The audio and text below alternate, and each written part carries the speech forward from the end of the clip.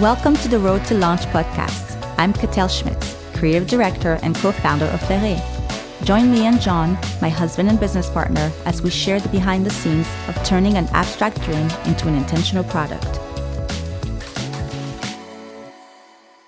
We can't talk about the product we're making without talking about the industry that we're part of, because it's a big reason behind the vision and the mission. So I think there are two parts to this: the perfume industry in general, and then the natural perfume industry. Can you share a little bit about that and what we've learned when we dug deep? Yeah. I was talking to a friend last night. He was asking me about how, he knows all about us building this business and is excited for us. And he was asking me about it. And he's like, hey, here's an idea for a commercial. I don't think we'll use this, but I like the thought. I haven't he's heard like, this. Yeah, he said, those all those perfume commercials in black and white in slow motion. You might have Johnny Depp like running around with like half naked. And he's like, the BS that's in those commercials, like anybody can see it. And he's like, you see how that's related to, like, it's all the crap that's in the commercial and all the crap that's in the perfume too. Oh. And it's like, that's an interesting point. But he's not wrong though. Yeah, His wife, he and his wife too, they're very sensitive to designer perfumes, and they just don't wear them. So partly why he's excited for us to get these out there. And I think that illustrates well, what it really is there is just a lot of crap in designer perfumes and in a lot of perfumes out there. And there isn't a lot of regard made for people's health when it comes to those, because it is just about trying to spend as little as possible on the bottle and selling it for as much as possible. A lot of these, they're probably spending $2 a bottle, selling them for $300. It's insane. There's just no, that makes no sense to me. And then what they're putting in, it's all synthetics. It's all, a lot of them aren't even paying attention to the concentration levels. There are all sorts of details that you can get into. And then all of a sudden you look at, like, why do I have headaches? Oh, no wonder. Like, that's such an obvious thing. And fragrance is in so many things. It's not even just perfume. But that, what you just said, applies to body lotion. So many things. Yeah. So at the end of the day, when you put all of these things on yourself, you have assaulted your system so hard. And that's the status quo. You need to accept it. That's just the way it is. So now we go to people making an effort to have natural perfumes or clean perfume. Yeah. Can you talk about that world a little bit? Yeah, I think the surgence of clean perfumes and clean products is getting larger, and a lot of people are paying more attention and being more mindful of what they're putting on their bodies, and that's an amazing thing as a culture to start making that a norm. And there are a lot of clean products out there. Now, there's a huge difference between natural and clean, and they don't necessarily go hand in hand. And a lot of companies will choose to go with one or the other, or maybe both, like we're doing. And the main ones you'll see are clean beauty. And a lot of those, yes, you'll use some natural products. You'll also use some synthetics, and that's all fine. What makes them clean are the concentration levels of each of their products. There are standards set out there by third parties about, for one, can you use a product? Can you use a material in a product? Yeah. If you can, are there restricted levels? Are there restrictions on how it's made? And paying attention to those is what gets you to clean. So yes, you can use synthetics, you can use naturals, and create something that would be categorized as clean beauty, and you won't bother you if you're sensitive to things. And that's really that side of it's all about. Now you bring in this truly all natural side as well. Now, natural is a tough term because it's used. There's really no regulation on how to use it, so it's used a lot out there. And when we decided to make this in the way that we wanted to really be truly all natural and only be using ingredients that are grown out of the ground and created from the earth, and not in a lab. So doing that is combining the best, I think, of both worlds, of using the clean beauty standards, of paying attention to the concentration levels, all of these components that we talked about, but then utilizing them with only the natural materials. I think it's an awesome marriage of the two. Yeah. And together it's a really powerful combo. Yeah. I know I was very surprised when we started looking into it, where some of those clean perfumes and over clean beauty products, when you look at the ingredient list, it's mostly what they call safe synthetics. Right. And I don't know if this is common knowledge for most people, but I didn't know this. I assumed clean meant natural. Right. But the list was long, and it was all in the lab. It was yes, the government has decided this is safe. This is somewhat safe, so you can use it and call it clean. But actually, a lot of it is still synthetics. Safe, but still synthetics. That was shocking to me. And that's why we decided we're going natural. Yeah. Clean and natural. So now let's talk about, because we're going natural, we fall into this category of probably niche fine perfume. So talk about the difference between niche fine perfume vs designer's perfume. What's the biggest difference? So why would someone say, oh, I'm choosing this instead of designer's perfume, when their whole life this is what they've been doing?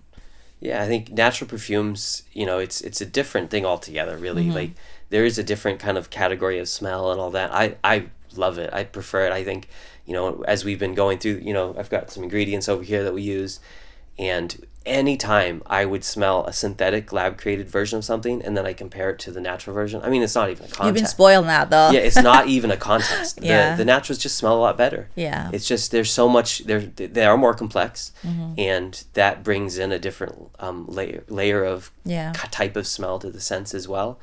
And, in designer perfume, every synthetic kind of molecule that's being used is an isolated thing that's found. It is found in the natural world, but then created in a lab to synthetically. smell like. Yeah, it's not extracted from the natural products. They're found in natural products, but then they're created artificially to smell like those things. Yeah. Now, when you have those isolated materials, you have to use so many of them to create anything that's kind of complex and interesting. So and so that's what they do. Long. So when you look at the ingredient list, if even available, which it doesn't have to be, in the US, you're not required to do that. We are doing it, and that's part of the transparency thing. It has to be a super long list, because otherwise it's just going to be a very boring perfume. Yeah. So that's where the synthetics come from.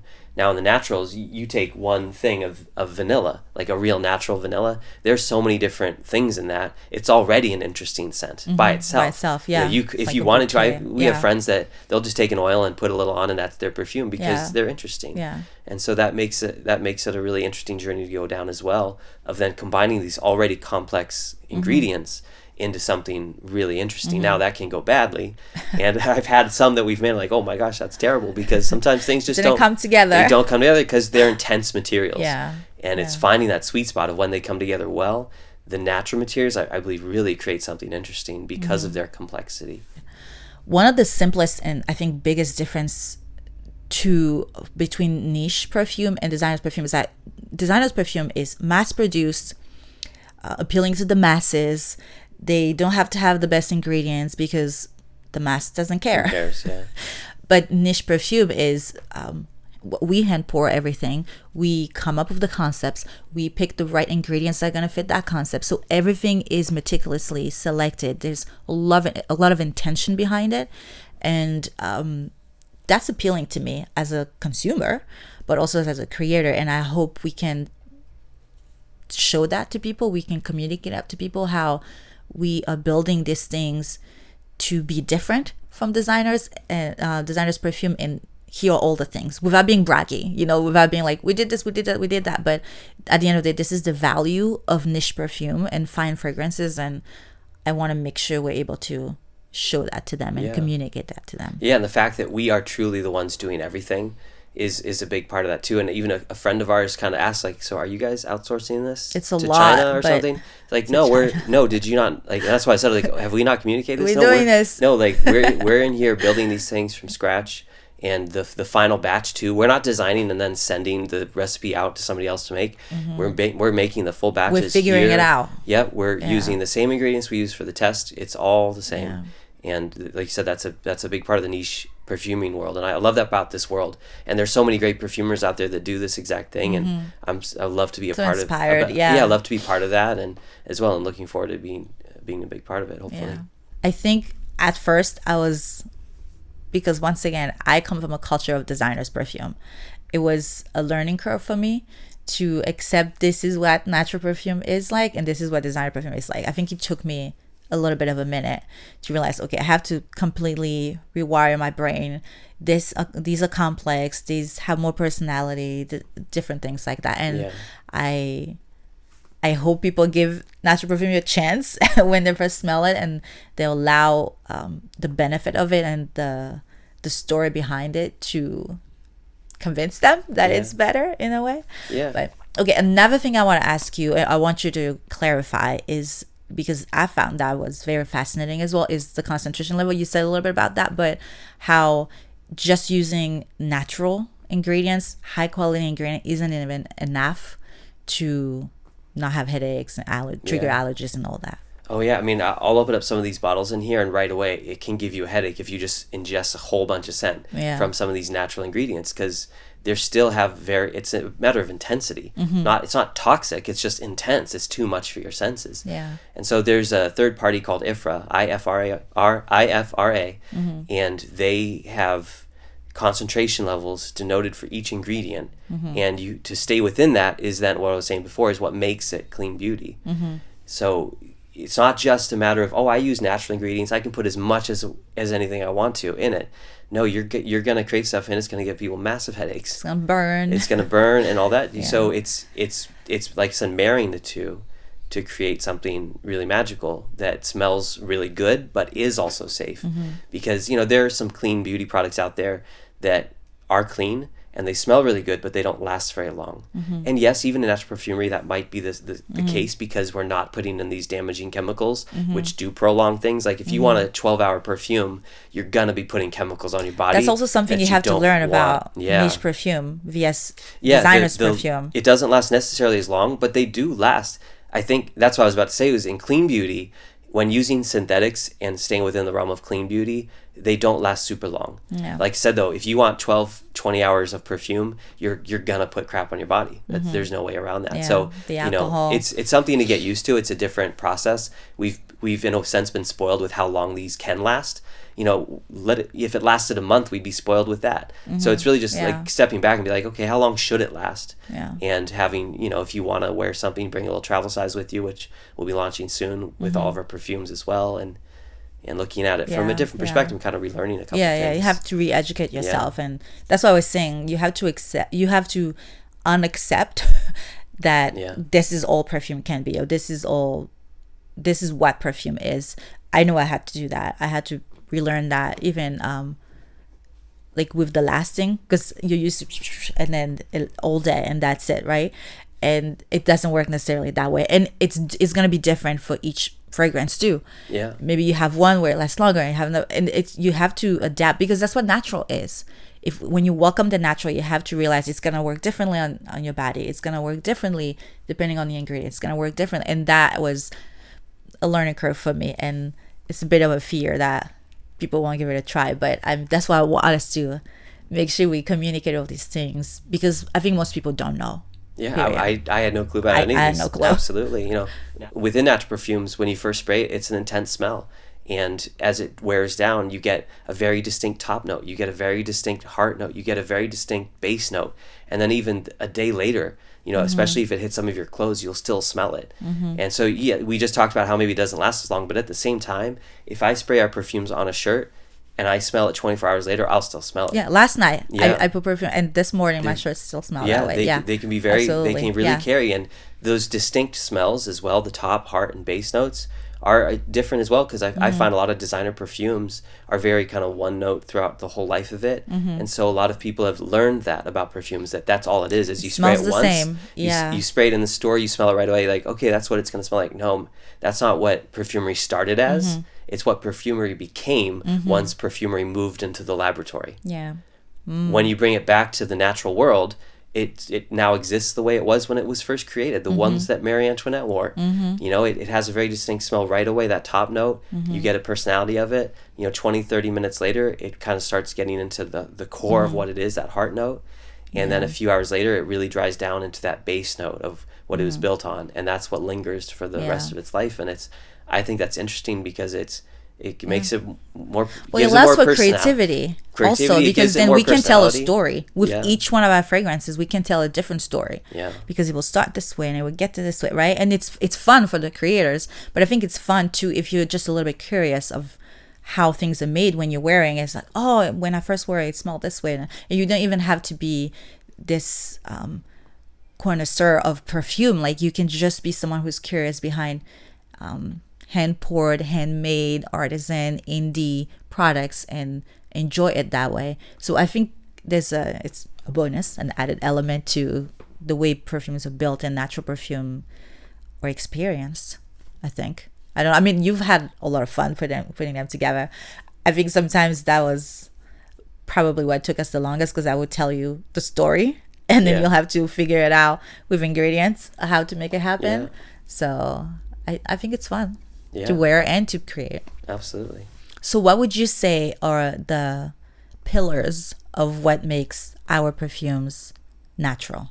Yeah, so we really use a small list of ingredients for one, compared to the huge list we talked about existing in synthetics and designer perfumes. We start with the carrier, and we're using organic sugarcane alcohol. So it, again, comes from the ground. Like, it's a real thing. And then we use distilled water, and we use our essential oils. We use absolutes. We do use some natural isolates as well, and I'll get into why we do that, because there's a little drama on that in the perfumery world on why people don't and why people would. Yeah. Because a lot of times the reason people use those isolates are because they're a lot cheaper. To get a rose scent using a rose absolute, which we haven't used, by the way, is really expensive. And to get the isolate versions of those is much cheaper.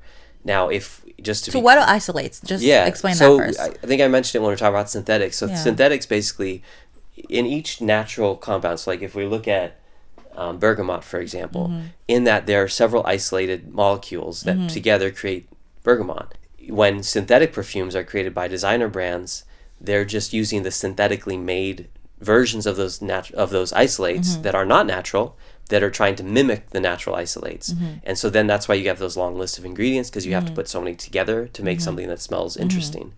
So in the natural isolates world, that's for one different, because they're actually extracted from the organic compounds, and those molecules are, when you have them, you're like, yeah, this came from the ground too. These were not synthetically manufactured. They're less complex smelling though.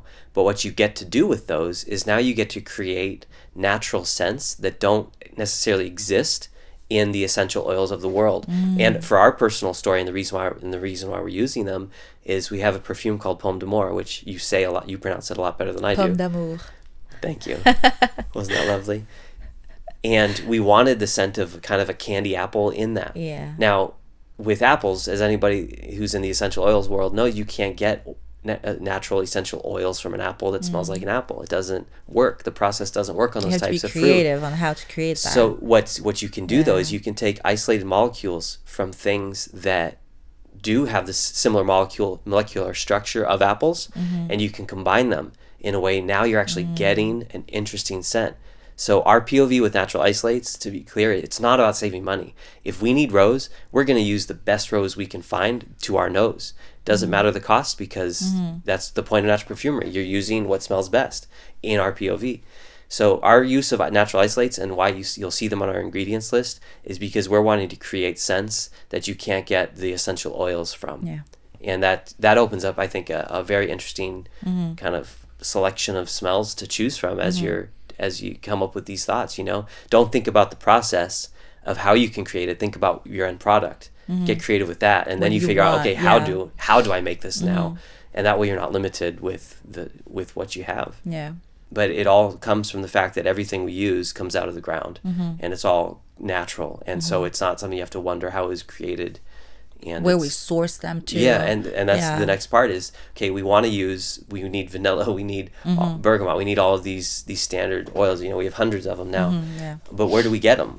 How can you trust where they come from? And going through the process, researching, there's a huge indie perfumery world out there with tons of helpful people that are just so happy to talk about where they get their stuff from, and being involved with that is an awesome thing. Very passionate. Finding suppliers from around the world that are responsible in how they source their, whether it's it's ethical, it's cruelty free, it's sustainable, all of these really important how things. It's extracted. Yeah, all of these really important things, and being able to confirm from all of these suppliers that is indeed the case.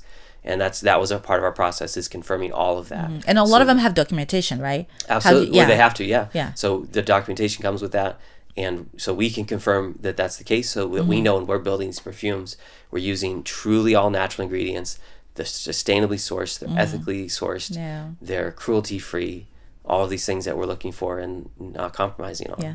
And I think this is also, we didn't mention that in the story, but this is something we realized really quickly, that we wanted to create the perfumes ourselves, so we knew exactly what went in it. Yeah. Instead of just having someone create it for us, a chemist create it for us, and maybe they will follow us what we wanted to do, but then that was another battle and we didn't want to have to deal with this. So I think what we did instead, we decided to learn and do the research ourselves so we could know exactly what we put in it and be in control of that. Absolutely. A bit of control freaks. We're absolutely control freaks when it comes to our creative process. Yes. And I absolutely I'm have no okay problem. with it. I have no problem admitting that because it's our POV. Yes. And I want to be loved or hated. I don't want anything in Yeah. between. So Yeah. if, for the people that love our POV, that's what I want, Yeah. I like that. Yeah. So yeah, I mean, when it comes to being natural, being clean, those two things marrying together, it's not just one or the other for us. It was important to do both. So, I love the scents, and I can't wait to get them out there for people to smell and Me too. to not have headaches with and be able to use them every day. I like that part too.